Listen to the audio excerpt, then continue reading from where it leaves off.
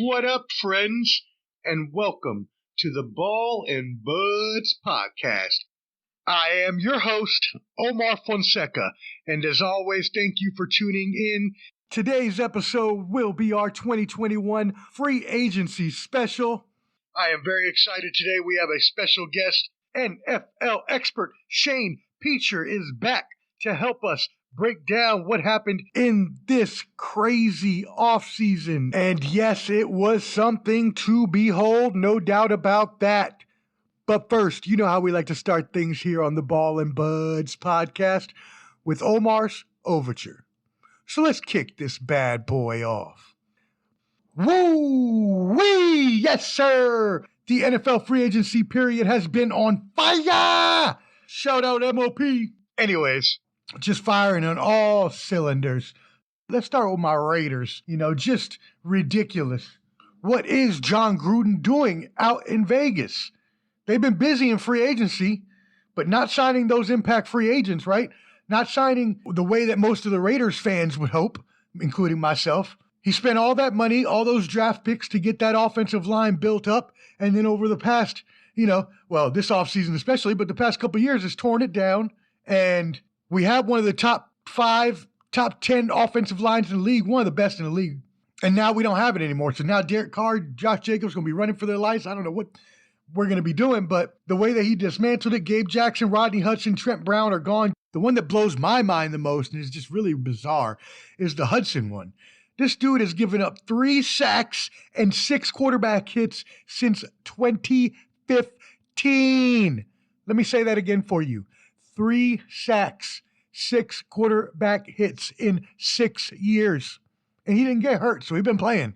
And before that, when he was with Kansas City, he was dope too. So he been good everywhere he goes. He gonna be good in Arizona. Man. Well, the transactions saved us with the other ones as well. LaMarcus Joyner and some others saved us about $30 million, maybe a little more versus the cap. But we'll see what they do with it because we still got a bunch of holes in the roster. The defense is horrendous. Now the offensive line isn't good. Our skill players are young other than Derek Carr. So, Mike Mayock has a ton of work he needs to do down in Vegas. So whatever is going on in Las Vegas is just insane. I just need John Gruden to win one, really, man. Come on, please. Anyway, speaking of wild stuff going on, Bellicheat and the Patriots had a bunch of salary cap space coming into the offseason where few other teams had this kind of flexibility, and it was open season. Bellicheat started to sign away after the 7-9 last season where defense and a poor passing game with Cam Newton, they were just lost all season long. Well, New England is definitely paying a premium for that poor team planning, and we'll see because usually spending like this in free agency does not work. See the old Washington team and my Raiders, and you can see where that goes. This group of Patriot signings will most likely have more misses than hits, so we shall see about that. Because if it were anyone else, I guarantee you, and it was not Bill Bellicheat, they would be under total condemnation. If it were my Raiders, John Gruden would be getting torn up for all this. Mike Reese, the Patriots reporter, was quoted as saying, it's a balance between are they smarter than the rest of the NFL, or will they regret straying so far from their draft, develop, re-sign philosophy that has proved to be that best approach for them. So we'll see how that actually works out and if they make it back to the playoffs and or the Super Bowl.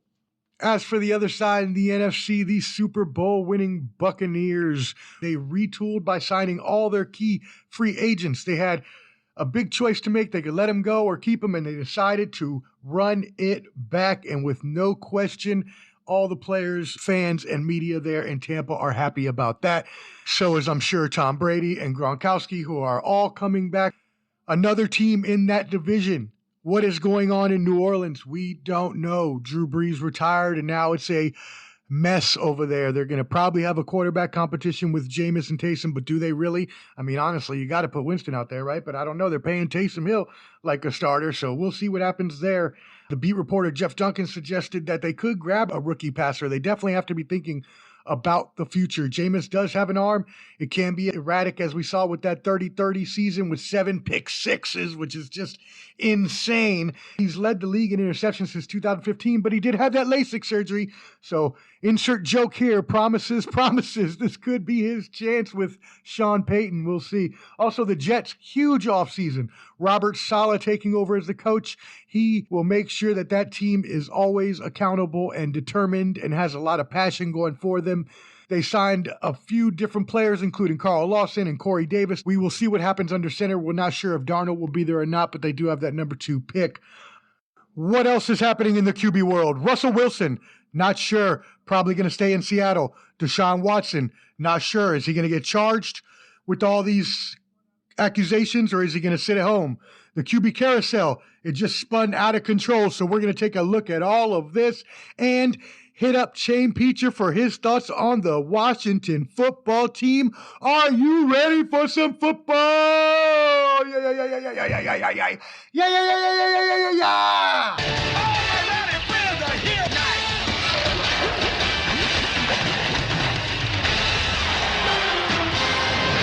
And now, without further ado, NFL expert Shane Peacher is back on the show with us today. My brother, how are you doing? I'm doing great, Omar. How about yourself? And wow, what an off season it has been. My friend, I am doing well. Also, good to speak with you. And yes, it has been crazy. And speaking of bonkers, Bill Bellicheat went bonkers on day 1 of free agency. The Patriots entered this offseason with some really bad position groups. Bill Bellicheat knew it, and with that money he had, he went on a spending spree. After he cut that dead money with Brady last year, we saw how that turned out. He ended up signing Jonnu Smith, Hunter Henry, Matt Judon, Nelson Aguilar, Kendrick Bourne, among others. So, my friend, what do you think about this Bill Bellicheat massive spending spree? Do you think he has bought his way back into the playoffs? Well, first of all, I'm going to say you used the right word. Bill Belichick went crazy. And I don't think he went crazy in buying players. What I think he went crazy is seeing his former quarterback win without him. When have you ever seen the New England Patriots this desperate where they're winning the offseason? It never happens, Omar. Never. And as far as winning, is their quarterback still Scam Newton or what? He is. He is still Elbow Newton until further notice. Worm Burner Newton, I like to call him, because that's... His arm is shot, man. Something is wrong with that shoulder. Oh, yeah, shoulder. Yeah, I agree with you completely. He hasn't shown anything with his arm talent. But what if for some reason his arm talent suddenly comes back and he plays well this year and we get old form Cam Newton? Then they're a Super Bowl contender, yes or no? Oh, of course. If you get the MVP Cam Newton, you're always a Super Bowl contender. I don't care what team he's on, but paired with Belichick, that doubles. Right. So do you think they make the playoffs or no this year? I'm going to still say no. I just don't believe... Ooh, so who do you have coming out of that East then? The Bills. The Bills by far. Okay, that's what I thought. Awesome. Well, then speaking of that, about going back to the Super Bowl, which Bill Belichick would love to do, how about those Bucs, man? They definitely retooled. They reloaded with pretty much the same Lombardi winning roster. They took that combination of key free agents with salary cap space that they had and chose to run it back. So they extended Tom Brady through 2022, which opened up lots of cap space and helped to get these moves into fruition. The decision to run it back was not really difficult, though. We both know that. So once they extended and pushed that guaranteed money into 2022, when Brady will be 45, they opened up what they think is 2 more seasons. So, my friend, did they buy their way back into the Super Bowl, and will they go the next 2 years? Well, I think they bought their way back to being the favorite to go in the NFC for sure. I mean, those guys, if they continue what they did off this playoff push and the Super Bowl win, they're definitely the number 1 contenders. But if you look at it, Brady set them up for 2 more years. But after that, Cinderella's slipper falls off, Omar, and they are back to being the Yucks. Oh, man, those years were horrible with the orange creamsicle jerseys when they were like 30 years under 500. Yeah, they don't want to go back to that, man. So you think they have at least 1 more in them, though, maybe this year? Yeah, like I said, they're the favorite. There's a lot of good teams, though, and anything can happen in the playoffs, but never bet against Tom Brady. That's all I'll say. Yeah, no, definitely heard that. I completely agree. So, speaking of that AFC East, you said the Bills were your favorite. The Jets did some monstrous spending this offseason as well. Plus, they got a new coach, Robert Saleh, who was a great coach from San Francisco, we know. He's going to have a spinoff of that Kyle Shanahan playbook. And even though they don't know who they're going to have under center, they do have a bunch of good draft picks, including the number 2 overall pick. So, did the Jets buy their way into the playoffs over the Patriots? And how do you feel about this Jets re-roster? I like what they're doing, Omar, but it's a wait-and-see thing. As you know, the most important position is quarterback, and they are unsettled there. Now, maybe they go rookie, but I don't think a rookie leads you to the playoffs year one. Not with that team. Now, talk to me if they trade for Deshaun Watson. Yes, of course. That would have probably been their answer at quarterback had not all that stuff happened with Watson. So we'll see what happens there. I think even with Darnold still under center, there'll still be an improved team, but I don't think he's the answer there either. So they're going to have to do something regardless. But like you said, with quarterback controversies and uncertainties, let's move over to the NFC with Jameis and Taysom in New Orleans. Winston obviously could still be a really good quarterback if he cuts down on his mistakes. He'll never have a better chance than with Sean Payton. But Taysom Hill and his $140 million deal with air quotes around it, I say it, will certainly be sprinkled in if Winston becomes the starter, or he may win the job himself. So, my friend, what do you think about the quarterback competition in New Orleans, and do they get back to the playoffs without Drew Brees? Jameis. He's going to be the starter. Taysom Hill is the right-handed Tim Tebow to me. He's nothing but a gimmick. He's good for what he's good for. Sean Payton uses him well, but you've got to be kidding me if you think he's a starter. Now, I do agree with you.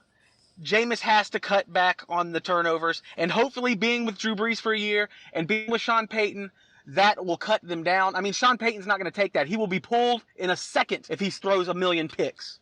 Yeah, he's not going to have that 30 for 30 season like I talked about, but he did have the LASIK surgery like I mentioned, so hopefully there's a change there for their sake at least. You're right. I don't believe Hill is a starter, but they did give him a lot of money to back up, so we'll have to see how that competition plays out. There's been a lot of QB carousel going on this offseason. We talked about we're uncertain what's happening with Deshaun Watson and those maybe not charges going on. Russell Wilson didn't end up going to the Bears. He's probably going to stay with Seattle, but we don't know. We also have Jacoby Brissett going to Miami with Fitzpatrick going to Washington, which we're going to talk about.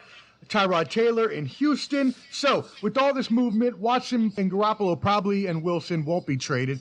And with all the other stuff, what do you see as the remaining quarterback moves? What do you think about the quarterback carousel so far? Well, I think Russell Wilson definitely stays in Seattle this season.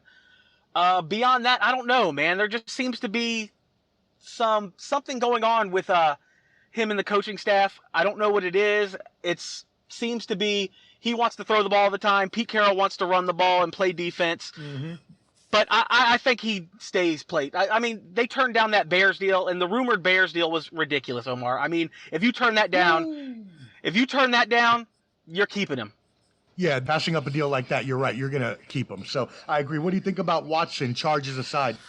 I think he definitely gets traded, and if not, I think he has the balls to sit out the whole season. And I know this isn't the off-field situation that we're supposed to be talking about, but at the same time, that could be big. And I don't know if that stops him from getting traded or even playing, but we will see later down the line, my friend. Yeah, there's a lot of unknowns there, and he could sit out the whole season. He's young enough. He has enough money. Maybe that's the good thing, to lay low. You know how they always say lay low when you get in trouble or maybe in trouble. Obviously, it's accusations at this point. We don't know. There's a lot of women. I know we're not going to get into that right now. With one, maybe it was just somebody trying to get some money out of him, but I don't know. So we'll see. What do you think about any other major quarterback moves you're seeing happening? No, I think basically we're done with that until probably the draft. Like I said, you have to trade Watson before the draft. So if anything happens, it's going to be like right before or on draft day. Yep, you're completely right. That's the next time we'll see any major movement will be the NFL draft, which I am super excited about this year, even though there was not necessarily a combine. They didn't really get to see the players. I think that throws a lot more uncertainty into it, which makes it cool. So before I let you go, I got a couple fun questions here. How about Fitzpatrick to your Skins? Y'all got a great defense, or excuse me. Damn, I wrote Skins. I'm going to erase that. So, how about Ryan Fitzmagic to the Washington football team? Y'all have an amazing defense. So tell me about y'all this season. Well, I'm telling you what, man, I like the move. It's definitely a big upgrade. I mean, as good as the story that Alex Smith was, he was horrible. Horrible on the field. I mean, to move the ball, we would have to get 50 first downs. There was no big plays. Fitzmagic is going to give you that, and he's going to throw you the picks too. Now, I will say this. I will not like the move if we don't draft the future. I want somebody there that's going to be the future that he can be there for. Otherwise, you're just having a one-year rental, and it makes no sense. You got to think about the future if you're Washington. So, on that note, then, what do you want to see happen at your pick?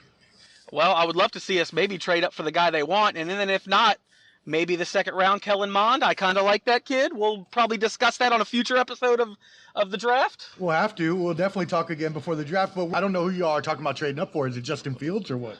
No, it depends on who's there. I would say where we're at 19 to trade up, it's going to be whoever drops between Fields and Trey Lance. No doubt. Definitely. And by the way, I'm going to say this. If Fitzpatrick starts all 16 games for the Washington football team, 4,000 yards and 25 touchdowns. Now, what I hope is he keeps the turnovers under 15, the picks under 15. Yeah, I was going to say, if he doesn't have a Jameis season, then maybe he leads y'all to the playoffs. What do you think? Do y'all think y'all get back to the playoffs? It's obviously still a weak division, but the Cowboys will have Dak back, so they're going to be better. Oh, Dak helps their defense, though? No, not that. That defense is still horrible, no doubt. Before he got hurt, Omar, they were putting up 35 points and losing. Like, what can he do with the poor guy? Yeah, they didn't want to pay him at first because of that. And it's like, wait a second, it's the defense. They're paying him more. Like, what's wrong with y'all? Oh man, so what do you think about y'all? Y'all make the playoffs or what? I'm gonna say yes. I'm gonna say we're gonna win the division. I like your boldness. Now, all right, so before I let you go, one more fun question so you can destroy my Raiders. What the hell is John Gruden doing? Where's your lineman, Omar? We don't have any. I didn't know. Do you have Michael Vick at quarterback? We need somebody. Okay. Yeah. Derek Carr ain't going to be able to escape. I mean, I don't know what he's doing. I know he wanted to fix the defense, but you don't change your offense all around like that, especially the line.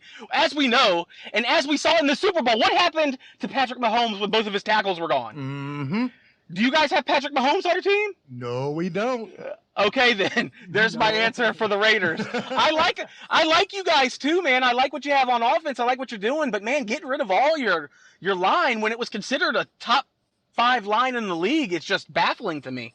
Yeah, it makes no sense to me whatsoever. I don't know what he's doing, especially after he paid all that money for the line in the first place, made all those trades, all this, and now he's just breaking it up. I don't really know what John Gruden does most of the time with his decisions. I'm just hoping that it works out one time for a Super Bowl in the next 10 years. So we'll see about that. Anyways, anything else you want to add about this season before we let you go? No, man, I'm just excited about the draft coming up. I mean, that's my favorite time of year. I don't know about you.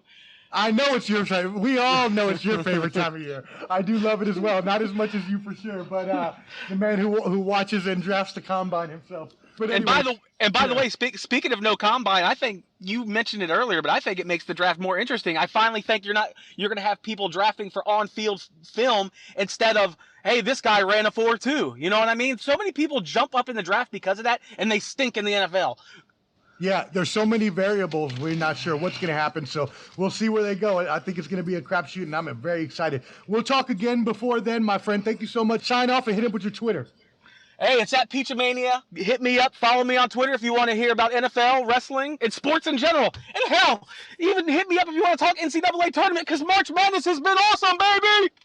March Madness has been amazing, ridiculously mad and crazy. So glad you brought that up. All right, my brother, have a great day. We will talk to you soon. You too, my friend. Thank you. All right, take care. And you know how we like to end things here on the Ball and Buds podcast with Omar's Epilogue. With the negotiating period, which began on March 15th, free agency officially opened on the 17th. We saw a flurry of moves. It was a whirlwind the past few weeks in all sports, really, but the NFL as well, basketball too. Anyways, the 2021 NFL free agency deals are starting to slow down with only a handful of top names left on the market. That being said, similar to baseball, we had seen this offseason the length of the NFL deals have shortened, We saw more 2 to 3 year deals instead of those 4 to 5 for really good players, and even a bunch of 1 year deals. Now we know this is due to the pandemic, salary cap, etc. But hopefully with the new TV deal in the future, the salary cap bounces back up and these players will be able to get a salary commensurate with their talent. Either way, numerous playmakers and impact talents have agreed to term for 2021 and beyond. Speaking of beyond, looking forward to 2022 possible free agents. Right now, before any franchise tags and all those other things, re-signings, we could see TJ Watt, Darius Leonard, Jamal Adams, Devontae Adams, Fred Warner, Braden Smith, Ryan Ramczyk, Marshawn Lattimore, and more. Get it? And more. Anyways, me and Peach, we came on here and we gave you our opinion of free agency, including all the surprises, values, improved teams, and all those weird or crazy moves. Be on the lookout, because the next time that we're going to see a flurry like this will be the draft. I will have Shane Peacher, our NFL insider, back on for that next episode. What else is left? Well, before the draft, I want to update you on some moves that just happened yesterday. San Francisco and Miami made a trade to flip first-round picks, and then Miami flipped first-round picks with Philadelphia to move back into the top 10. So a bunch of moves that have thrown a big twist into the NFL draft next month, so we are totally excited. On that note, thank you for tuning in, my friends. Make sure to support your boy, and as always, subscribe to stay updated and download all the new episodes. Until then, stay safe, take care of yourself, be kind to each other, and spread love the Omar way. Holla!